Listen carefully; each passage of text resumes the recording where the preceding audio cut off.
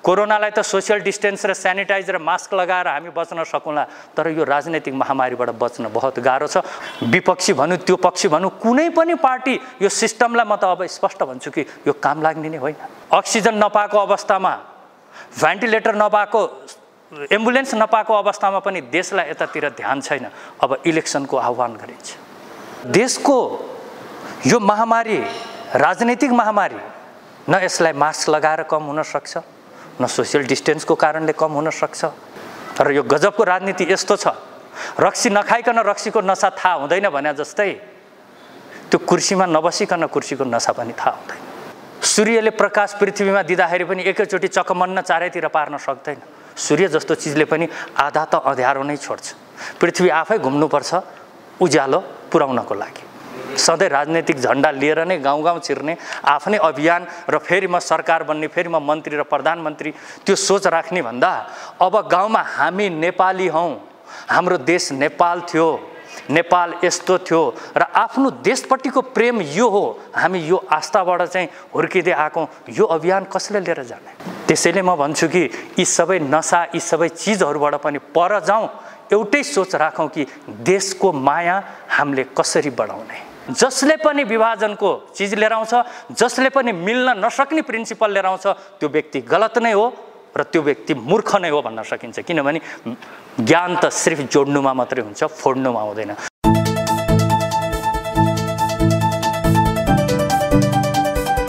देशको यो महामारी राजनैतिक महामारी, न यसलाई मास्क लगाएर कम हुन सक्छ, न सोशल डिस्टेन्सको कारणले कम हुन सक्छ हैन। यसको हामीपट्टिको प्रभाव पनि उस्तै छ। कोरोना त हामीहरूले थुकबाट भन्यौँ, के तरिकाहरू भन्यो, डाक्टर साहबले राम्रोसँग सम्झाउनु भयो। तर यो राजनैतिक महामारी यो पनि त्यति नै ग्रसित छ। आज एउटा सानो व्यक्ति पनि भोट दिने उसको अधिकार नहुँदाखेरि पनि ऊ राजनीतिको यस्तो खालको कुरा गरिदिन्छ, ऊ भोलि देशको कर्णधार हो। यो राजनीतिक शब्द यस्तो गरी महामारी रूपमा फैलेको छ, यो कानबाट छिरिसकेपछि शरीरमा त्यही नै रियाक्ट गर्छ, अलमोस्ट कोरोनाले गरेको जस्तै गरी। हामीलाई गाली गर्न मन लाग्छ, जसरी रुगा लाग्दा हामी हात छुँ गरेर त केही निकाल्छौँ होला, तर हामी यो राजनैतिक महामारीमा गाली गर्छौँ। अब त म भन्छु गाली गर्नु पनि उनीहरूलाई अब सपोर्ट गर्नु, किनभने हामीहरूले भयङ्कर गाली गर्छौँ। गाली गरिसकेपछि थाहा छ नि हामीहरूलाई कति रिलिफ हुन्छ। एकछिनको लागि भने हामी चयनले बस्छौँ। हामी केही दिनसम्म अब फेरि भित्र गाली प्रोडक्ट नभइन्जाल फेरि हामी सडकमा निक्लिँदैनौँ। हामीहरूले पनि त्यस्तै बनाउँदै गयौँ। हामीभित्र फ्रस्ट्रेसन जम्मा हुन्छ, सडकमा जान्छौँ, गाली गर्छौँ र उनीहरूलाई राम्रोसँग थाहा छ कि यिनीहरूलाई गाली गर्ने एकचोटि मौका दिउँ, टन्नै खुलेर गाली गर्छन्, त्यस पछाडि यिनीहरू सबै घरमा जान्छ। यो वर्षौँदेखि चल्दै आएको चिजहरू। मैले भन्न खोजेको कुरा यो हो कि अब यो भाइरसको खेल पनि हाम्रो देशको लागि यो वास्तविकता भए पनि हाम्रो देशमा चाहिँ एक किसिमले खेल तरिकाले नै रह्यो र यो भाइरस अब फ्युचरमा सधैँ नै आइरहन्छ। उनीहरूले नाम दिइराख्नु पर्दैन, थर्ड भेरिएन्ट, फोर्थ भेरिएन्ट। अब हामी मेन्टली प्रिपेयर हौँ, यो अब भइ नै रह्छ। किन भइ नै रह्छ भने सिम्पल कुरा, सोसियल नेटवर्क सबैको हातमा छ। त्यसले गर्दाखेरि अब हरेक चिज धमिलो तरिकाले फैलिन थाल्छ। अब संलिनलाई धेरै गाह्रो छ यो सोसियल नेटवर्कको कारणले। हरेक चिजलाई धमिल्याउनलाई बडा सजिलो छ र त्यसै पनि हाम्रो दुनियाँ सूर्यले प्रकाश पृथ्वीमा दिँदाखेरि पनि एकैचोटि चकमन्न चारैतिर पार्न सक्दैन। सूर्य जस्तो चिजले पनि आधा त अँध्यारो नै छोड्छ। पृथ्वी आफै घुम्नुपर्छ उज्यालो पुर्याउनको लागि। त्यस्तै गरी यो धरती जहिले पनि दुई भागमा डिभाइड भएको नै हो, सत्य र असत्यमा। असत्य व्यक्ति यहाँ अपराधीको लागि पनि महान सम्झिने व्यक्तिहरूको भिड त्यति नै छ र हुन्छ नै पनि सधैँ। र सत्यलाई असत्य मान्नेको पनि 50% मेजोरिटी रहन्छ र असत्यलाई सत्य मानिदिनेको पनि रहन्छ। तर यसमा हामीले आफूलाई सोच्ने हो कि हामी कुन चाहिँ पक्षमा छौँ। हामीले धर्मग्रन्थको हिसाबले कुरा गर्दाखेरि विष्णु भगवानको र महिषासुरको लडाइँको बारेमा पढ्छौँ, कसको बारेमा पढ्छौँ, तर हामीले त्यो पढ्दाखेरि कहिले पनि यो गहिरो रूपमा सोच्दैनौँ कि हामी कसको पक्षमा थियौँ। अब यो अवस्था आएको छ कि हामी कसको पक्षमा छौँ, हल्लाको पक्षमा छौँ या अब हामी सोच विचार गरेर समाजलाई केही दिने भन्ने पक्षमा छौँ। यो यतिखेरको लागि सबभन्दा ठुलो कुरा हो। कोरोनाको बारेमा जानकारी जसरी दिइँदैछ, विशुद्ध देशभक्त भनेर देशको मायाप्रतिको जानकारी कसले लिएर हिँड्ने अब? सधैँ राजनैतिक झन्डा लिएर नै गाउँ गाउँ छिर्ने, आफ्नै अभियान र फेरि म सरकार बन्ने, फेरि म मन्त्री र प्रधानमन्त्री, त्यो सोच राख्ने भन्दा अब गाउँमा हामी नेपाली हौँ, हाम्रो देश नेपाल थियो, नेपाल यस्तो थियो र आफ्नो देशपट्टिको प्रेम यो हो, हामी यो आस्थाबाट चाहिँ हुर्किँदै आएको, यो अभियान कसले लिएर जाने? खास मलाई यो पूर्व मेची महाकालीको अभियानमा मलाई कोरोनासँग त्यति सरोकार थिएन। म त ढुक्क थिएँ, डाक्टर साहबसँग हिँडेको थिएँ, केही भयो भने उहाँले केही न केही त ट्रिटमेन्ट दिइहाल्नुहुन्थ्यो। हामीलाई त केही न केही एउटा पक्रिने आश चाहिन्छ पोजिटिभ चिजको, हामीले खोज्ने हो। सकारात्मक कहाँ छ कोट्याएर खोजेर एउटा सकारात्मकको आशमा आफूलाई बाँधेर राख्ने हो। तर अवस्था यस्तो छ कि सकारात्मकमा हामी टिक्नै सक्दैनौँ। नकारात्मक चिज पक्रिन पायो भने 3-4 घन्टा हाम्रो राम्रोसँग टाइम पास हुन्छ, किनभने गाली गर्न पाइन्छ, नेगेटिभ कुरा गर्न पाइन्छ। ठुलो समस्या अब यो देशमा कोरोनाको भेरिएन्ट भन्दा पनि अब हामी के गर्छौँ यो देशको लागि? एउटा सानो इक्जाम्पल थियो, हामीले एउटा फ्री एम्बुलेन्सबाट सुरु गऱ्यौँ, यतिको सेवाहरू दिन सकियो, उहाँहरूले भनिसक्नु भयो। त्यो डाटा मलाई स्पष्ट याद छैन, तर सकिँदो रहेछ, यसो गरी पनि सकिँदो रहेछ। तर आज हाम्रो देशमा मिल्ने भन्दा फुट्ने प्रिन्सिपल हामीले यति छ्यापछ्याप्ती बनाइसकेको छौँ, मान्छेलाई जोड्नलाई गाह्रो छ। आज हामीलाई फुट्न र केही व्यक्तिहरूले त प्रोफेसनली नै उनीहरूले धमी ल्याउने प्रोफेसन नै पक्रेर बसेका छन् र जसको लागि राखिएको छ यो देशमा यहाँ कहिले पनि कुनै पनि चिज विचारहरू स्पष्ट सङ्लो नहोस् भनेर हामीले धेरै चिजसँग लड्नुपर्ने छ। हामी राजनीतिको कुरा गर्छौँ, यो नीतिको कुरा गर्छौँ, मैले कुनै पनि राजनीतिको होइन, तर यो राजनीतिको परिपाटी हुन त छ, यसमा पनि एक्सक्युज मान्छेहरूले देशको लागि 5 वर्ष भनेको केही होइन, यो भनेको केही होइन हैन, यो धरतीमा यति वर्षसम्म परिवर्तनको लागि यो समय त्यो सबैलाई थाहा छ। तर एउटा चिज, यो सोच र विचारकोले 100 वर्ष 200 वर्ष पनि यस्तै नै पार्दिन सक्छ। त्यसमा सबैभन्दा ठुलो भूमिका हाम्रो हुन सक्थ्यो। कोही व्यक्ति त निक्ल्यौँ अब, किनभने कोरोनाको महामारी यतिखेर सत्य होला, तर नेगेटिभ दिमागले बुझिसक्यो कि अब कुनै पनि बिमारीलाई हामीले बनाउन सक्छौँ। बिमारी अब भनिन्छ नि बायो ल्याबमा गएर बनाउन नि जरुरी छैन, सोसियल नेटवर्कको बसमा त्यत्तिकै बसेर पनि हामीले बिमारीलाई फैलाउन सक्छौँ, जुन चाहिँ विचारको रूपमा, र त्यसले पनि त्यही नै बिमारीको काम गर्छ। त्यस पछाडि पनि सुसाइड गर्नेको सङ्ख्या त्यति नै हुन्छ, तर देशलाई यतातिर कहिले पनि थाहा छैन। र इभन हामी पनि सोसियल नेटवर्कबाट यति ग्रसित छौँ कि हरेक सोच र विचार हाम्रो सोसियल नेटवर्कमा कसरी आउँछ र भ्यू कति हुन्छ, हाम्रो मनसा यहाँ मात्रै टिकेको छ। म त भावलाई मात्रै जोड्छु, म देखिरहेको काम र कर्मलाई भन्दा पनि त्यो गर्नु पछाडिको भाव उसको के छ भन्ने चिजमा म सोच राख्छु। तर यहाँ भावको त कुनै ठाउँै छैन। धेरै राम्रो काम पनि गर्न सकिन्छ धेरै नराम्रो भावभित्र राखेर। त्यसैले गर्दाखेरि आफैलाई जज गरौँ र हामी एउटा जुड्ने माहौल बनाऊ, सबैले भनौँ अब जुडौँ। हामीले किन पनि जरुरी छ भने या त हामीले सोचौँ अबको हरेक युवालाई विदेश नै पठाउनुपर्छ, हामी या त मेन्टली प्रिपेयर हौँ, या विदेश नपठाउनलाई आफ्नो देशपट्टिको प्रेम कसरी बढाउने।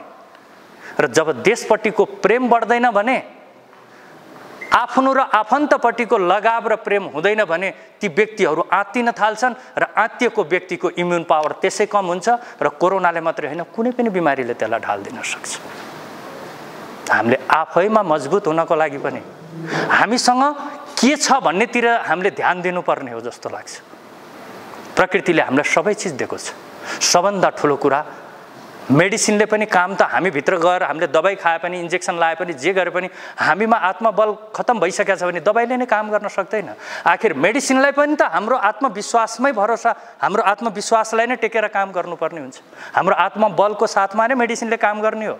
आत्मबल खतम भइसकेपछि मेडिसिनले पनि काम गर्दैन भनेपछि त सबभन्दा ठुलो त आत्मबलै रहेछ नि त। र त्यो आत्मबल हामी भित्रै छ र हाम्रो विचारमै छ। त्यसैले गर्दा म सर्टकटमा भन्न चाहन्छु, यो बीचको मेरो दौडधुप म जति पनि घुम्न पाएँ, म यही एउटा मिसन लिएर हिँडेको थिएँ र म यही हेर्न चाहन्थेँ कि देशपट्टिको प्रेम हामीमा कति छ।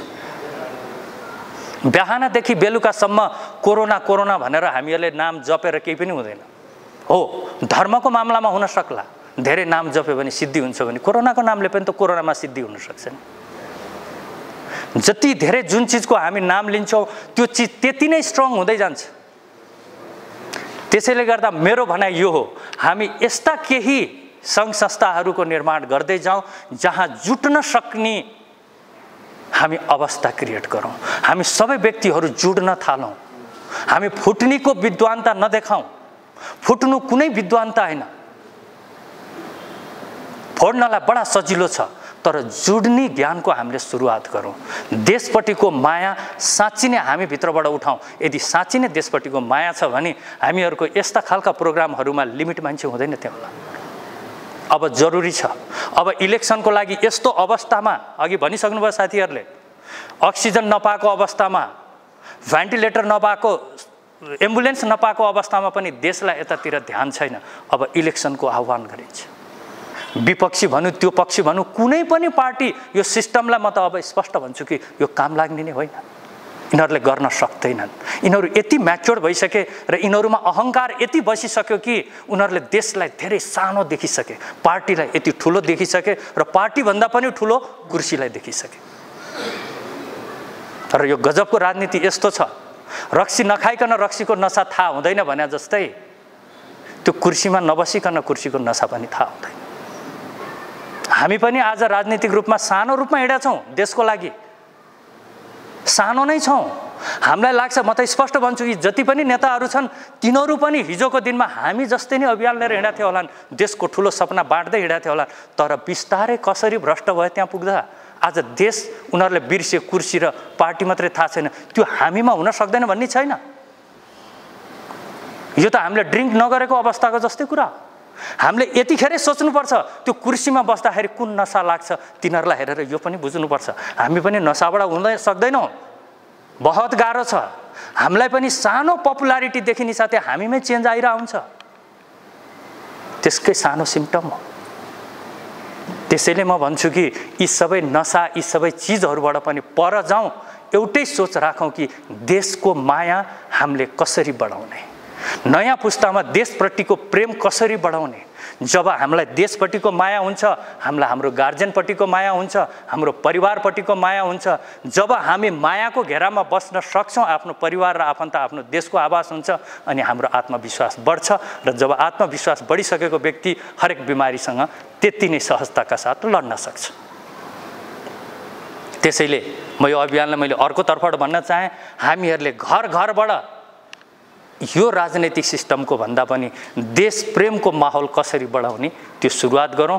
मैले यो अभियानमा पनि त्यही महसुस गरेँ। धेरै ठाउँमा जाँदाखेरि यति आत्तिएको व्यक्तिहरू छन्, उनीहरूलाई सही तरिकाले काउन्सेलिङ गर्ने व्यक्तिहरू पनि छैन। अब समाजसेवाको नाममा हामीहरूले त्यो पनि जरुरी छ। हामीहरूले सामान दिएर मात्रै समाजसेवा गर्न सक्दैनौँ, त्यो पनि सही होइन। त्यो पनि कुनै समयमा गएर विकृति हुनसक्छ। जसरी अहिले विदेशीहरूले सेवामा कति डोनेसनहरू पठाउँछन्, डोनेसन पछाडिको के छ त उनीहरूको सबैलाई थाहा छ। हामी त्यस्तो हुँदैनौँ भन्ने छैन। अहिले पनि छन्, सेवाको नाममा भ्रष्टहरू धेरै छन्। यो टाइममा सेवा गरेर सेवाग्राहीको भन्दा बेसी लिने पनि धेरै छन्। यी विकृति बिस्तारै बढ्दै जान्छ। यो त सिड हो, विचार हो, यो त फैलिन्छ फेरि। त्यसैले हामीहरूले अब एक किसिमको अभियान सबैले आफ्नो ठाउँबाट सुरु गरौँ कि देशपट्टिको प्रेम कसरी बढाउने।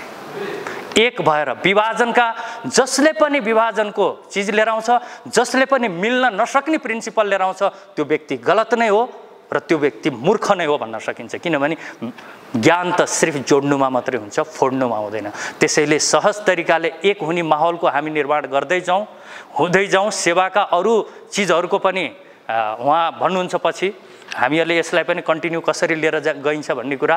र यो यहाँ मात्रै होइन कि अब हामीले यो किसिमको काउन्सेलिङ पनि गाउँ गाउँमा लिएर जान जरुरी छ। हाम्रो समाज, हाम्रो सोसाइटी कति इनोसेन्ट छ।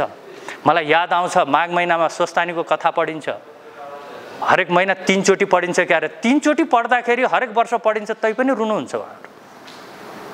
एउटै कथा बार बार पढ्दाखेरि पनि त्यति नै इमोसनल हुन सक्ने हामी त्यति सोझो सिधा, तर अहिले हामीलाई त्यति नै विभाजनमा लिएर गएर यिनीहरूले खतम पारिसकेका छन्, सिर्फ विदेशीको गुलाम भएको कारणले गर्दा। हाम्रो ठुलो महामारी अझ पनि यथावतै छ। कोरोनालाई त सोसियल डिस्टेन्स र सेनिटाइज र मास्क लगाएर हामी बच्न सकौँला, तर यो राजनैतिक महामारीबाट बच्न बहुत गाह्रो छ। अब हामीले यसको लागि पनि स्ट्र्याटेजी गर्नुपर्छ र अब हुने राजनीतिको लागि चाहे यिनीहरूले इलेक्सन गरून् के गरून्, म कुनै यो पार्टी र त्यो पार्टी होइन कि मान्छेमा सजगता देखाउन जरुरी छ। यो देशमा बेरोजगारीको कारणले केही वाद र प्रिन्सिपलमा मार्न र मर्नको लागि पनि युवाहरूलाई तयार गर्न सकिन्छ भने बाँचौँ र बचाउँ भन्ने पनि अभियान हामीहरूले गाउँ गाउँमा छिरेर सुरु गराउनुपर्छ भन्ने यो चाहन्छु। र अगाडि यो चिजहरू बढ्दै जाओस् र एक हुन सक्ने माहौल बनोस्। अन्तमा यही भन्छु कि एक हुन सक्ने माहौल बनोस्। सिर्फ देशलाई माया गर्ने र देशलाई कसरी अगाडि बढाउने यसको लागि जुड्ने एउटा माहौल बन्न सकोस् भन्ने 2 शब्द टुङ्ग्याउँछु।